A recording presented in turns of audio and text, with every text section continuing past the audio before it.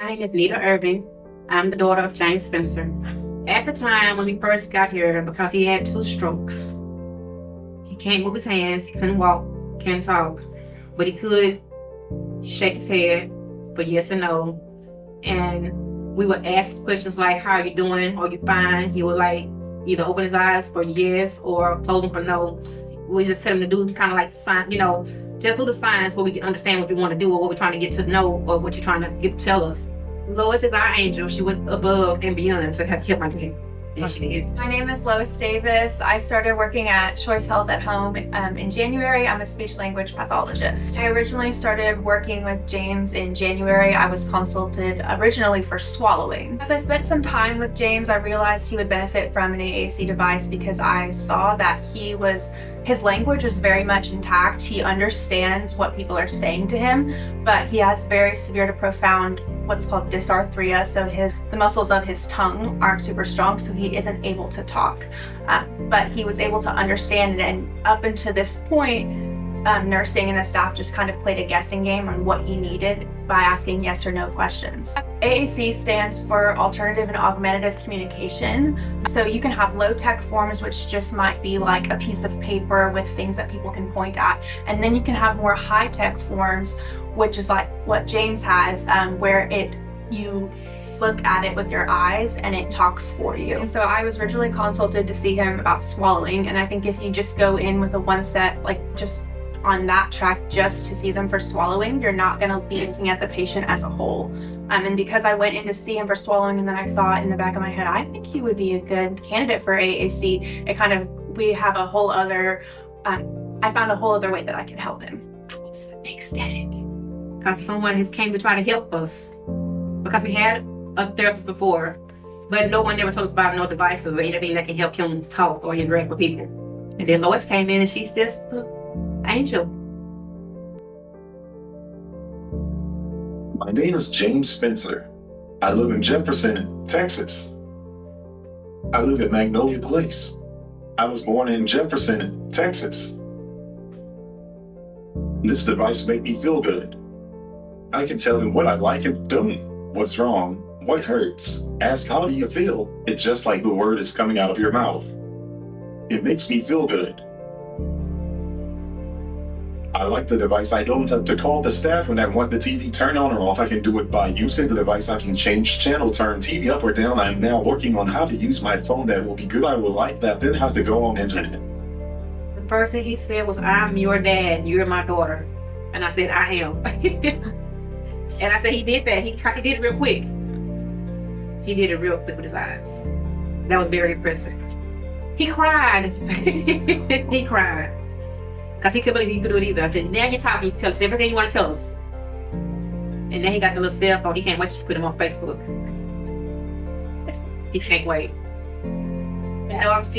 Even though he's disabled, he's the funniest man on that aisle right now.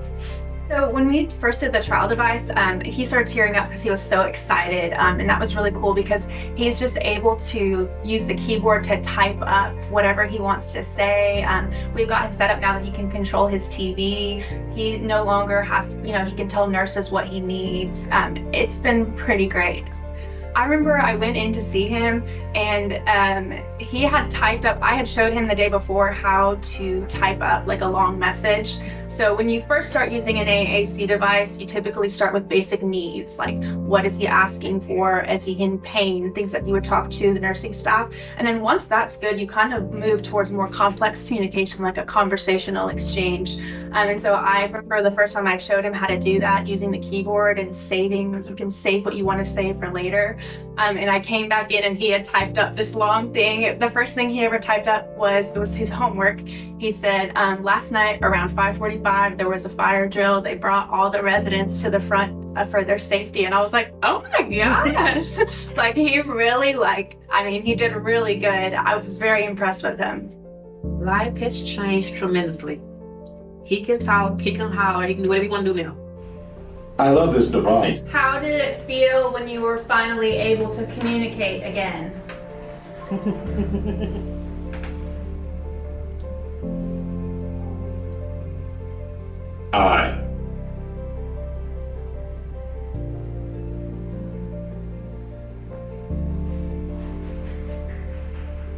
love it.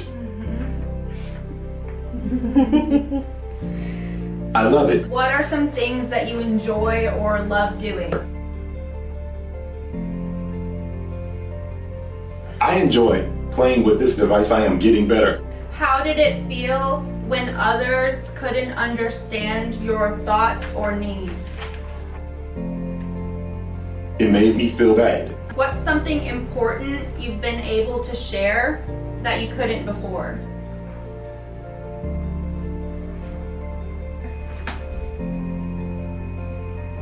Telling people how I feel and what I like and don't. There's just so many moments, I think from the first time that we did the trial device and he realized like what it was, because it's one thing for me to explain, oh hey, we're gonna bring in this fancy high-tech device, and you're kind of going, okay.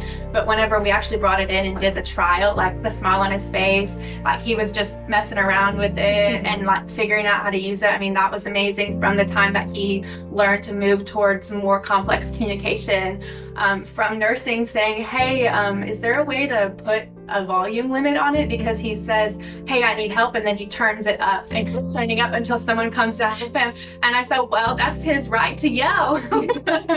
And so it's just been, it's just really cool. I think every time I work with him, we make more progress and move towards more complex things. We're currently working on setting up a phone for him so that he can call and text family, and also working on so that he can go on the internet and go do things like Facebook and YouTube, stuff like that. It helps him advocate for himself. The device have most definitely given a new level of independence. Like I said again, I'm thankful for y'all. But that little man is my heart. Is there anything you want to say to Lois about helping you get the device? I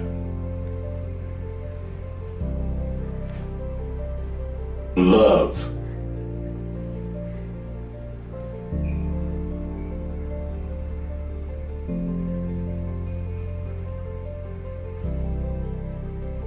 her.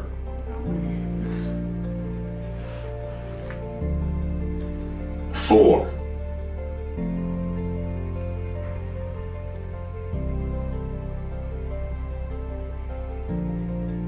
that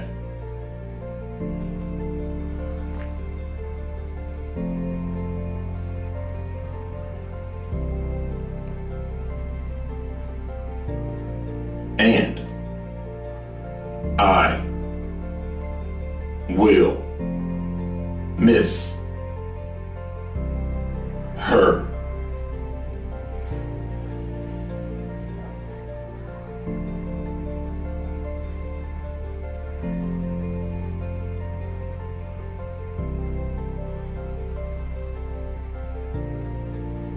When she